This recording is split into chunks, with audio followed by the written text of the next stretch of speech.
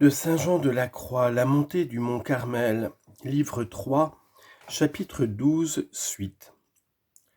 Il est manifeste aussi que ce genre d'opération est plus vil et plus ravalé, car les puissances de l'âme ne peuvent, selon leur nature, ni agir, ni réfléchir, sinon sur quelques images sensibles, lesquelles ne sont à proprement parler que l'écorce et les accidents de la réalité et de l'esprit qui y sont renfermés et cachés.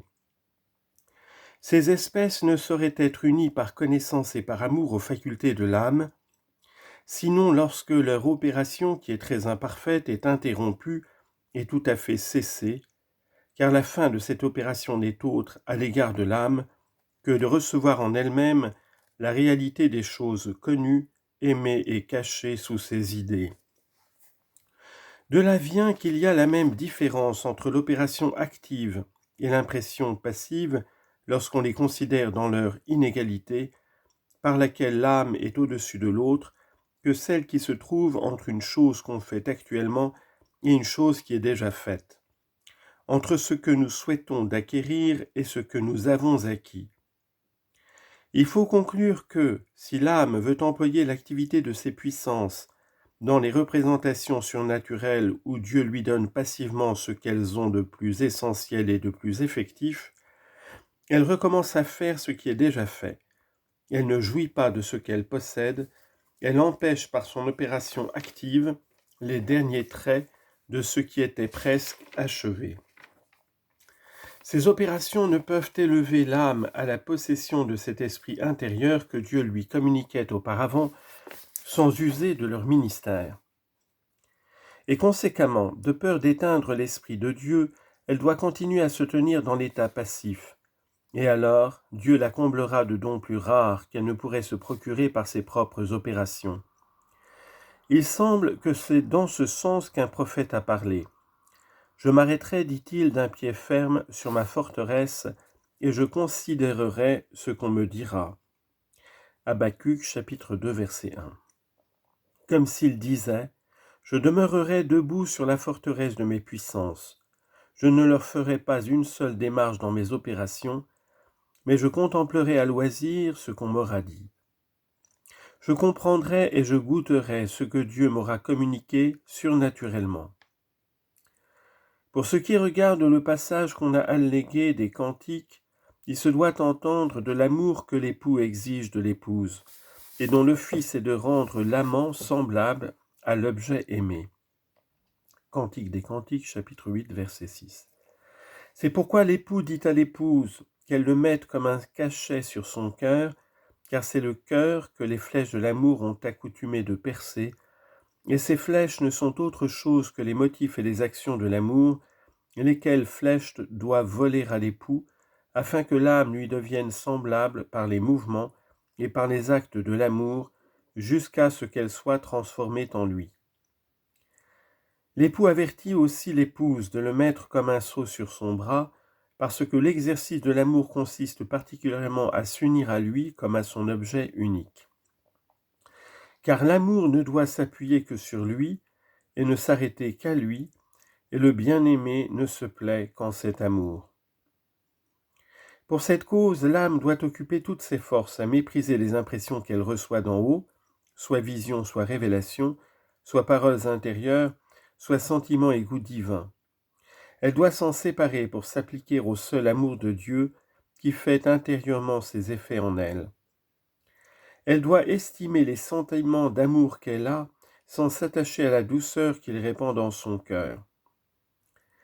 Elle peut aussi, pour le même effet, rappeler en sa mémoire les images qui ont contribué à l'enflammer de l'amour divin, afin de se mettre en l'esprit les motifs qui l'attirent à l'amour et qui allument l'amour dans son cœur. Car quoique le souvenir de ces choses ne produise pas un effet aussi fort que leur première impression et leur première vue, toutefois, il réveille l'amour. Il élève ensuite l'âme à Dieu, surtout lorsqu'on se souvient des fantômes et des sentiments surnaturels qui sont gravés si profondément dans l'âme, qu'ils y demeurent longtemps et que quelques-uns n'en sont presque jamais effacés. Les images qui sont imprimées de la sorte et auxquelles l'âme a recours pour se rafraîchir la mémoire des choses qu'elle a connues font des effets d'amour, de douceur, de lumière, de transport, de paix, quelquefois plus grands, quelquefois plus petits, quelquefois plus souvent, quelquefois plus rarement, car c'est pour ce dessein que Dieu les lui a communiqués. Si bien que celui-là est favorisé d'une grâce insigne en qui Dieu opère toutes ses merveilles, puisque c'est posséder des trésors infinis de biens célestes.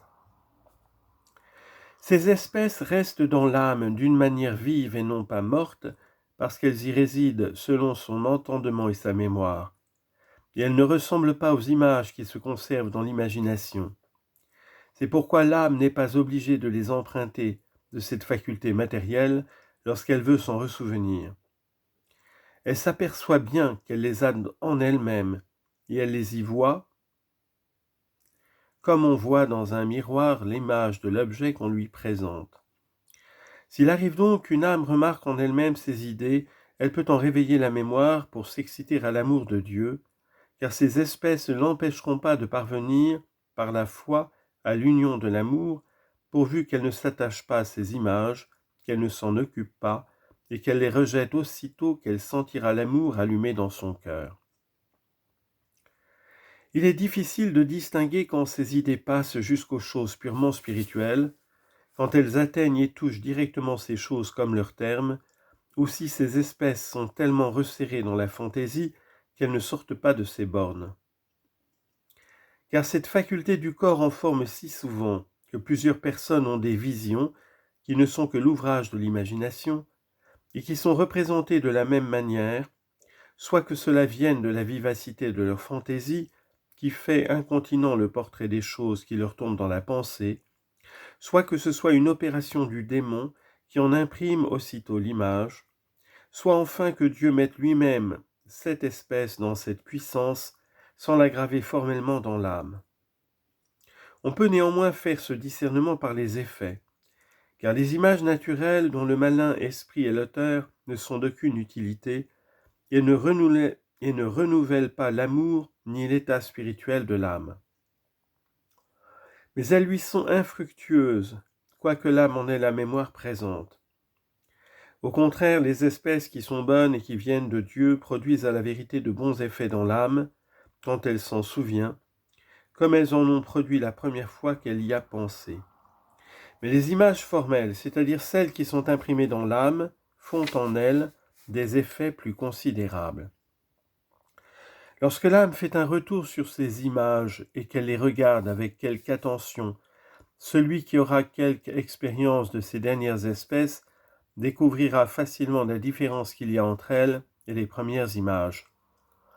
Pour remarquer ici quelque chose, je dis seulement que celles qui sont imprimées formellement dans l'âme et qui y persévèrent sont très rares. J'ajoute qu'il est du bien de l'âme, de quelque nature que soient ces images, de ne vouloir connaître et comprendre que Dieu par la foi, dans l'espérance de le posséder. Je réponds enfin à ce qu'on dit, qu'il y aurait de l'orgueil à rejeter les bonnes choses qui se présentent à l'esprit. Je réponds, dis-je, que c'est au contraire l'effet d'une insigne humilité de se servir de ces choses avec prudence et avec utilité, et de prendre le chemin le plus sûr et le plus droit pour aller à son terme, qui est Dieu. Chapitre 13. On traite des connaissances spirituelles en tant qu'elles peuvent convenir à la mémoire. Nous avons dit que les connaissances spirituelles composent la troisième espèce des idées de la mémoire. Non pas qu'elles appartiennent comme les autres au sens corporel de la fantaisie, mais parce qu'elles sont renfermées dans les opérations de la mémoire. L'âme peut se souvenir de celles qui lui ont été présentées, non pas à cause de quelque image qui soit restée d'elle dans le sens corporel, puisque ce sens étant matériel, est incapable de recevoir des espèces spirituelles, mais à cause des espèces intellectuelles et spirituelles qui lui en sont demeurées, ou du moins, elle les rappelle en la mémoire à cause des effets que ces connaissances ont produits.